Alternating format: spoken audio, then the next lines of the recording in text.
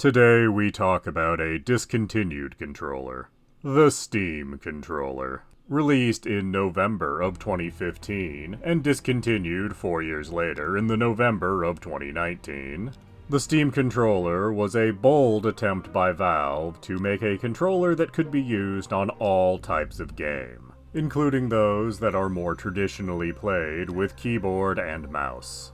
And technically speaking, they did succeed in this goal. At least if you were willing to put in the effort to make a custom control scheme for virtually every game in your library. Which is likely the exact reason the Steam controller did not catch on all that well. Because while it was a well-made device, it was also a very unconventional device from a design standpoint. As by the time this came out in 2015, the Xbox controller had become the standard for using a controller on PC. And when comparing the Steam controller to the Xbox 360 controller, you will notice some rather major differences. Having only one analog stick, no D-pad, and small buttons that are located more to the center of the controller, along with two large touchpads. It had the standard 4 shoulder buttons, but also 2 paddle buttons on the back. All of this came together to make configuring the Steam controller for any given game a rather large burden. And Valve made this as user-friendly as humanly possible, making a special menu just for configuring this device within Steam. But even with that, it didn't compare to using a Xbox controller or other X-input device.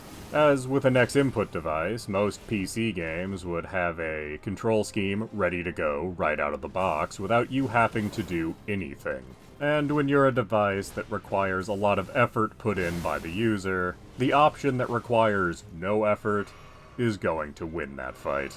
Still, there were many features that were interesting to use with the Steam controller, such as using one of the touchpads on it as a mouse to play a 4X or real-time strategy game. Or the fact that you could set up any of the buttons to behave as a shift button for the controller, meaning that by holding down one of the buttons you could change the function of every other button on the controller. But here again, you'd have to set that up for every game individually.